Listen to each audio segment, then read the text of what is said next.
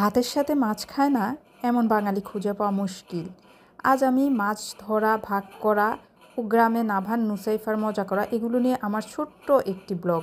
আশা করি আপনাদের ভালো লাগবে। আসসালামু আলাইকুম এভরিওয়ান, কেমন আছেন সবাই? আশা করি ভালো আছেন।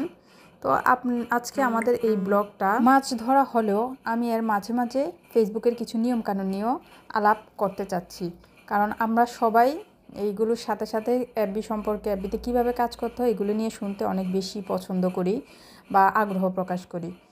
এই যে এখানে দেখেন, এটা হচ্ছে গ্রামের সাধারণত পুকুরের উপরে মাচার ভিতরে শিম গাছ। এটা প্রায় গ্রামেই দেখা যায়, আমি অনেক গ্রামে দেখেছি। এটা দেখতে আসলে অসাধারণ লাগে, আমার কাছে অনেক ভালো লাগে। অনেক সুন্দর একটা গ্রাম, চারদিকে প্রাকৃতিক পরিবেশ, অনেক সুন্দর সাজানো গোছানো। প্রতি গ্রামের নিজস্ব রূপ, রস ও গন্ধ আছে।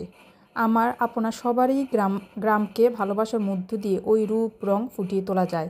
এই যে মাছগুলো দেখছেন, সকালবেলা থেকে ওই যে দুইজন পুকুরে মাছ ধরছিল, ওই দুইজন আরও একজন সাথে ছিল, তিনজন মিলে অনেকগুলো মাছ ধরেছে।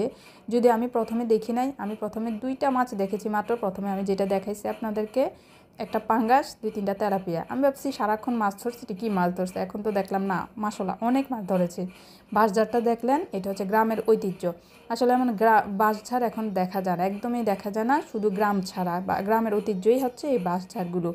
এই যে আমার ভাইয়া উনি পুকুরে নেমে মাছ ধরেছে।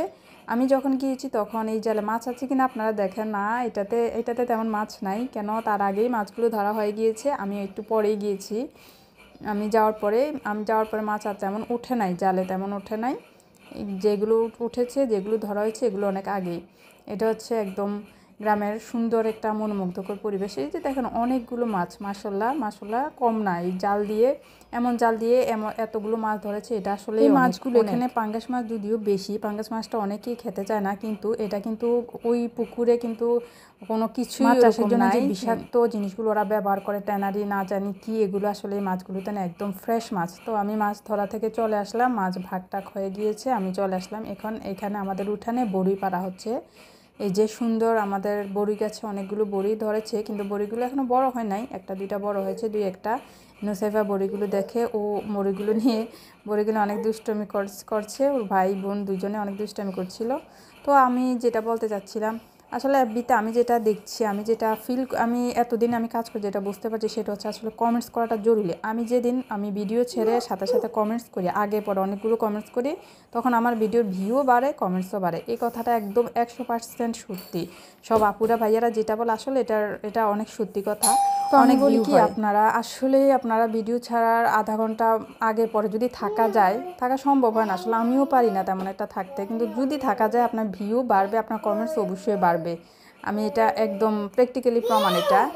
তো সম্মানিত ফলোয়ার্স বন্ধুরা, আমার যা মনে হয়, আমরা সবাই আসলে একটা পরিবার। তো আমরা সবাইকে যদি সাপোর্ট করি, এগিয়ে যাওয়াটা খুব একটা কঠিন বিষয় নয়।